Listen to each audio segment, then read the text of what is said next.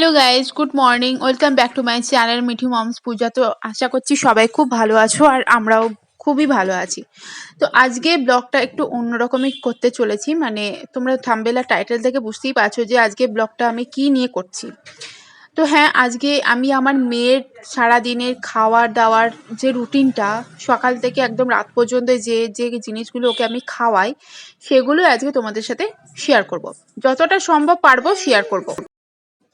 তো আমি ওকে এই যে বোতলটা দেখছো 90 ml বোতল, এই বোতলের এক বোতল আমি ওকে দুধ গুলে দিই যখন আমি ভোরবেলায় বিছানা থেকে উঠে আসি, ওই 5:30 পৌনে আর 6টা নাগাদ এরকম টাইমে আমি ওকে দুধটা দিই।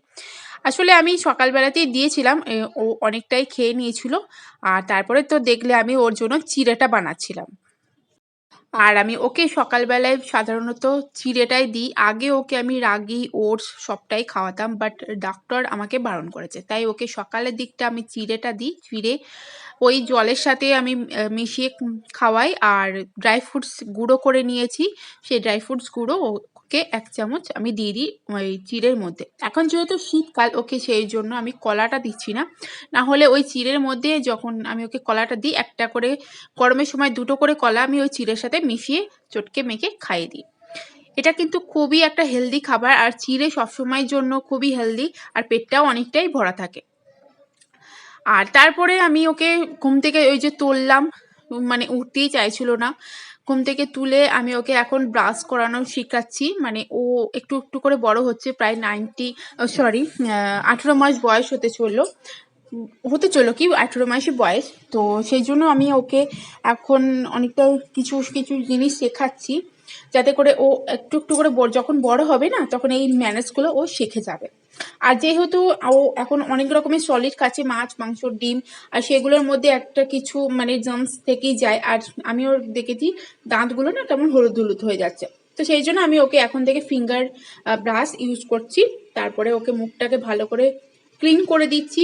তারপর মুখের ভেতরটা ওই ব্রাশের দ্বারাই জিভটা আর কি ঘষে দিই। তাতে কি হয়, জিভের উপরে দেখবে একটা সাদা রঙের স্তর পড়ে, সেটা ক্লিন হয়ে যায়।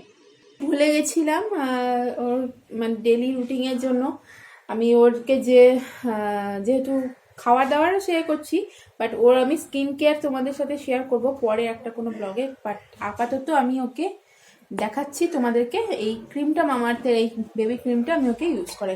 মাখা হয়ে গেছে, বাট আমি ভুলে গেছিলাম, আবার ক্যামেরাটা অন করে আমি তোমাদেরকে দেখিয়ে দিলাম এই ক্রিমটা ওকে ইউজ করে।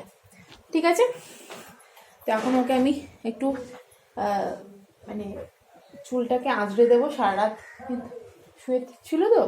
আর আমাদের যেমন চুলের যত্ন নেওয়া উচিত, সেরকম বেবিদেরও চুলের যত্ন নেওয়া উচিত। ঠিক আছে, ওদের এখন থেকে যদি চুলটা যত্ন নাও না, তাহলে কিন্তু বড় হয়ে গেলে ওদের চুলটা কিন্তু খুব সুন্দর হবে। তো এই যে আমার মিঠির এইটাই হচ্ছে আজকের সকালের ব্রেকফাস্ট।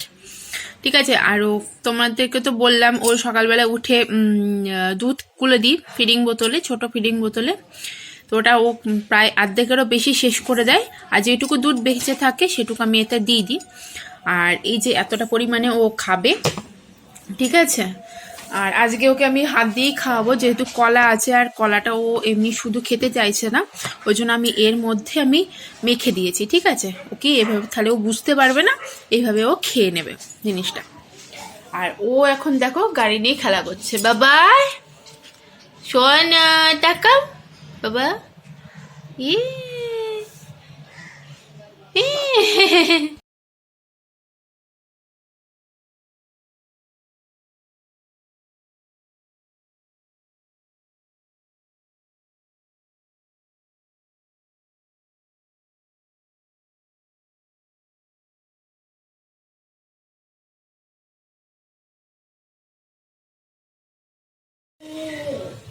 তো এই যে আজকে সোনাকে আমি সবজি ভাত দেব, বাট সবজি ভাতের সাথে ওকে মাছ ভাজাটাও দেব।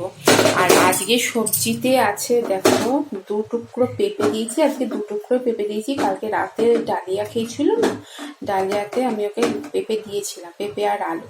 এই যে 2 টুকরো আলু, 2 টুকরো পেঁপে, আর 3 টুকরো হচ্ছে ক্যাপসিকাম, আর একটা মটরশুঁটি ছাড়িয়েছি, অনেকগুলোই দানা আছে, ফল আছে। ঠিক আছে। আর এখানে আজকে ওকে মুগের ডাল দেব।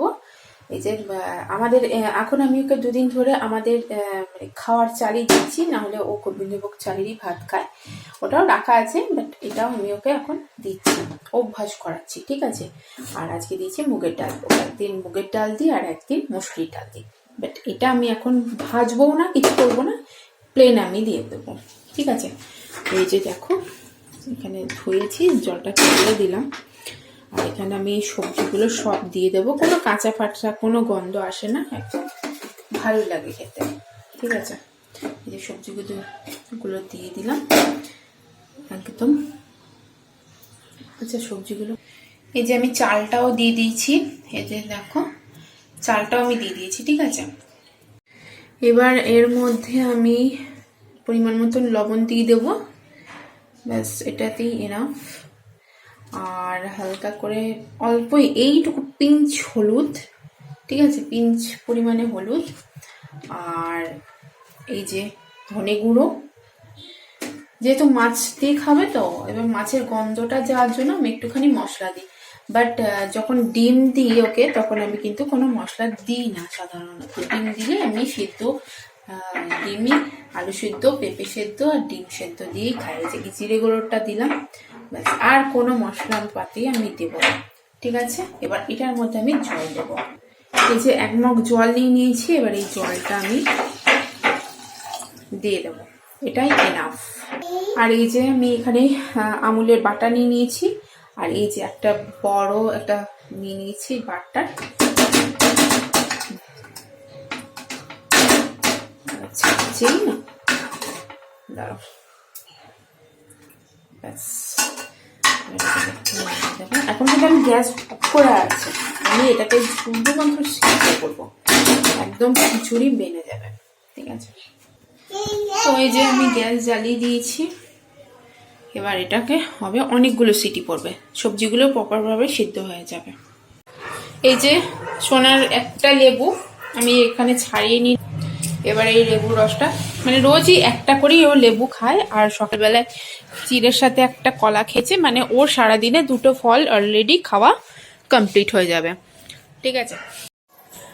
আর এখন যেহেতু মানে মানে উইন্টার সিজন, মানে শীতের সময়, আর এখন কমলা লেবুটা খুবই ভালো খাওয়া, আমাদের পক্ষেও খুব খাওয়া ভালো, আর বাচ্চাদের পক্ষে তো খুবই ভালো, কারণ লেবুতে আছে ভিটামিন সি, আর ভিটামিন সি আমাদের স্কিন, তারপরে পেট পরিষ্কার করতে, সমস্ত কিছু অনেক কিছু বেনিফিট থাকে। তো আমি পার্সোনালি বলবো যে তোমরা যদি বাচ্চাকে হাবিজাবি ফল যদি নাও খাও, একটা করে মুসম্বি বা কমলা লেবুটা বেস্ট। ঠিক আছে। একটা করে কমলা লেবু রোজ খাওয়াও, কাজ হয়ে যাবে। আর গরমের সময় যদি লেবুটা গ্যাসের সমস্যা যদি হয়ে থাকে, তাহলে কলাটা খাওয়াও, 2টো করে কলা খাওয়া। আমি মিঠিকে গরম, মানে খুব যখন গরম পড়ে যায়, এখন আমি একটা করে দিচ্ছি, যেহেতু এখনো পর্যন্ত ঠান্ডাটা আছে, আর পুরো শীত জুড়ে আমি ওকে একদমই কলা দিইনি। প্রথম দেখছিলাম যে কি রিয়াকশনটা হয়, বাট ওর একটু ঠান্ডার প্রবলেম হচ্ছিল, তো সেই জন্য বন্ধ করে দিয়েছি, আবার আজ থেকে আমি চালু করেছি। ঠিক আছে।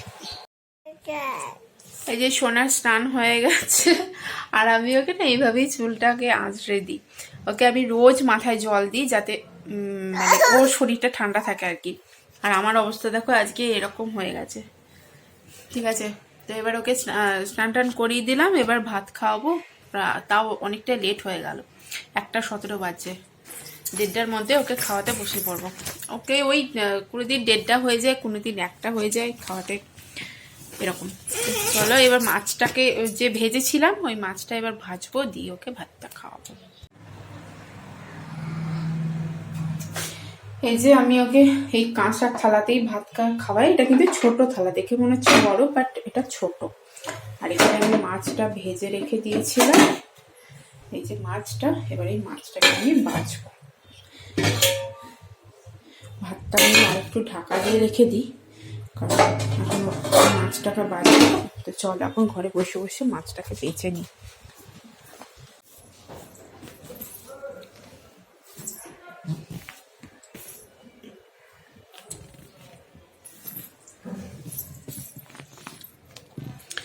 আমি মাছ বাছলে এই মাছটা ও খেতে খুব ভালোবাসে, আমার মনে হয় ওর মাছটাই পছন্দ করে।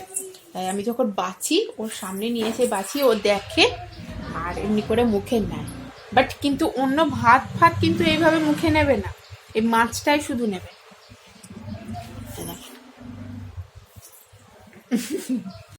মিটিকে আমি 1টা থেকে 1:30টার মধ্যে আমি ভাত খাইয়ে দেওয়ার চেষ্টা করি। কোনো কোনো দিন হয়তো আমার দেরি হয়ে যায়, 1:30টা পেরিয়ে যায়, তবে আমি চেষ্টা করি একদম 12:30, 12টা থেকে 12:30টার মধ্যে ওকে স্নান কমপ্লিট করিয়ে দিয়ে 1টা থেকে 1:30টার মধ্যে ওকে খাইয়ে দেওয়ার। আর তার আগে আমার কিছু কিছু কাজ থাকে, ঠিক আছে, ওকে আমি খেলতে দিয়ে আমি আমার ওই কাজগুলো সেরে নিই, আর আমি ভাতটাকেও একদম রেডি করে একবারে ওকে নিয়ে বসি। আর অনেকক্ষণ টাইম নিয়ে ও খায় একটু একটু করে। আর আরেকটা জিনিস বলি, ওকে আমি এতদিন ঝিনুক বাটিতে করে খাওয়াতাম, বাট এখন চেষ্টা করি ওকে হাতে করে চটকে মেখে খাওয়ানোর। আর ও খুব ভালোভাবেই খায়। কোনোদিন যদি জিনিসটা পাতলা হয়ে যায় তাহলে ওকে চামচ ইউজ করি, না হলে কিন্তু আমি চেষ্টা করি আমার হাত দিয়ে ওকে খাওয়ানোর। আর দেখবে মায়ের হাতে খাওয়ালে না সেটার একটা স্বাদ আলাদা থাকে, আর ওটা বাচ্চার গায়েও লাগে। আর এই যে সিরাপের বোতলটা দেখছো, এটা হচ্ছে ওর পটি সিরাপ, আর হচ্ছে বাকি দুটো হচ্ছে ভিটামিন। এখনো ওকে আমি ভিটামিনটা দিচ্ছি।